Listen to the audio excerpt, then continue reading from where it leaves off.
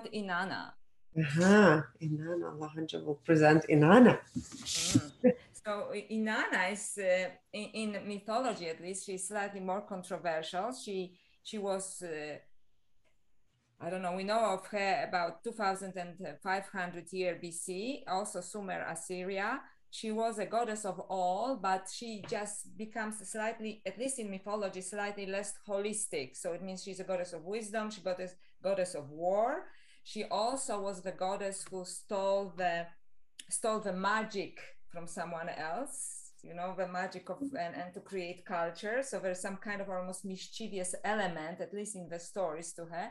And she went to the underworld because she was tricked to go underworld, and she was told that, you know, she would be safe there. Just she went for some god's funeral. But once she went to the underworld, she lost all her power. She was stripped of her power. She had to face her shadow. And again, through trickery and magic, and help from other beings, she returned to the surface, but she sacrificed her lover. So in this way, because he usurped the power that was hers when she was in the underworld. So now she is still the queen, she's still the goddess, but her lover has to go for 6 months into the underworld, so to speak, as a price that he has to pay for the betrayal and also for her redemption from the underworld. So it is, and it's also a very sensual goddess. So there are beautiful poems written by her priestess about the sensual love that she enjoyed, and what I call sexual alchemy with her lover Dumuzio. So that's the story. Now, I wonder what her readings are. It's so fascinating. You know, actually, when we read some of the people, I had chills like a couple of times. And as you're speaking, it's like it's so on point, like what we're about to share. It's unbelievable. Oh, wow. Yes. It's so on point if we're open to make the necessary adjustments in order for the frequencies which represent the way the being, in this case, Inanna, processed the information that she perceived, right? So, and then if we start from that point of view, then it is easier to incorporate that into the story that you just shared with us, right? Okay, yes. So now, Inanna, holistic goddess of resurrection, that's what we wrote here. Yes.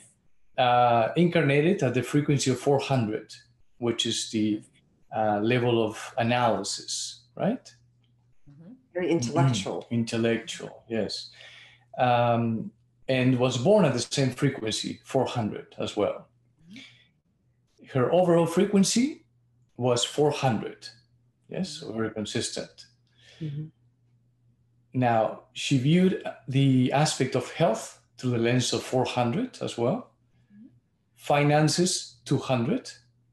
That is the level of heroism, you know, really the bridge from when one has just passed or transcended the victimization range of degrees, or gone from the force end of the spectrum over the power end of the spectrum, right? When it comes to creativity, 400. So mind. Yes, created, very analytical mind. Relationships, 400. Personal growth, 400. Philanthropy, 200. Intuition, 400. And with an intuition, we have clairaudience, clairsentience, clairvoyance, and claircognizance at 400, all of them. So she's like a very analytical being. Yes.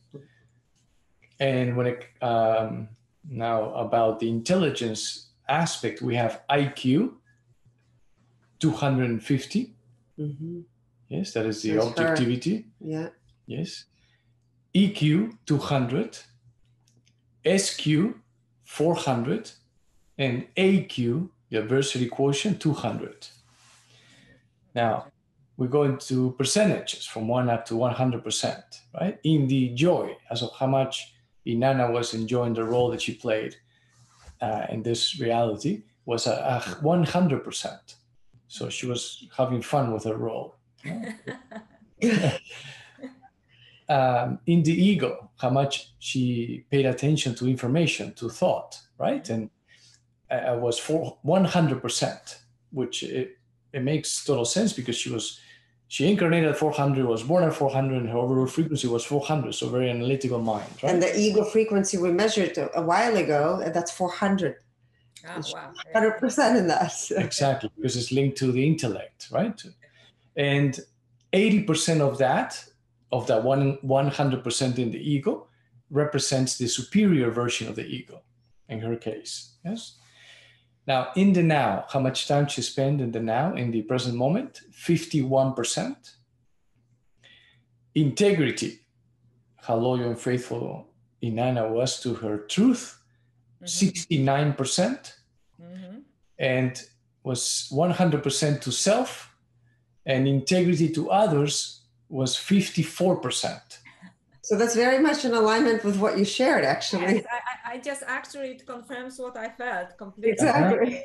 So, and you know, because I said, that's why I said at the beginning a little bit mischievous, you know, and I'm not surprised at this analytical intellectual element with her, because, you know, she was using magic, you know, higher magic, but she was using magic, and she definitely enjoyed her role. She really loved being the goddess, right? So yes, slightly lower on the scale than Nimna, right? It's just I felt Totally it. different. Yes, definitely, totally different. Yeah. When it comes to self-awareness, 91%, clarity, 97%. So she was very clear about her vision of her overall perspective of life and the path she was on. Alignment with divine purpose was 80%. And this could have been impacted by when you share the story that she somehow, or, you know, you said that she was convinced that she needed to go underground and in the underworld, underworld, right? Yes. That was definitely, based on the numbers, against to what her divine role was, right? That's right. Alignment with personal purpose was 100%. Compassion, 50%. So well, yes, she sacrificed her lover, right? There you go. Exactly. Yes. This is fantastic. I love these confirmations. And when we have someone that has 100% in the ego and 80% in the superior version of the ego, with low numbers in compassion, like in her case is at 50%, more often than not, that being has narcissistic tendencies, if it's not a full-blown narcissist. You know? Empathy, 72%. Energy purity, 82%. This is how much she was embodying the 400 frequency. And when it comes to dimensions, we measured in the 0% under the fifth dimension. So she was between the third and fourth. Yes.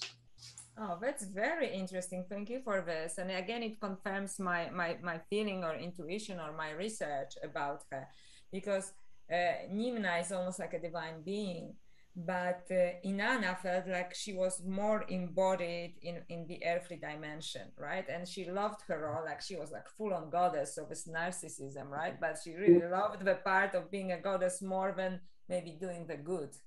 When Nimna came incarnated to give us knowledge or wisdom, which is bigger than knowledge, right? To give us gift of life and a gift of evolution. When Inanna felt like, you know, I'm 100% goddess and I'm going to enjoy my part, kind of thing. So this actually completely confirms. Yeah.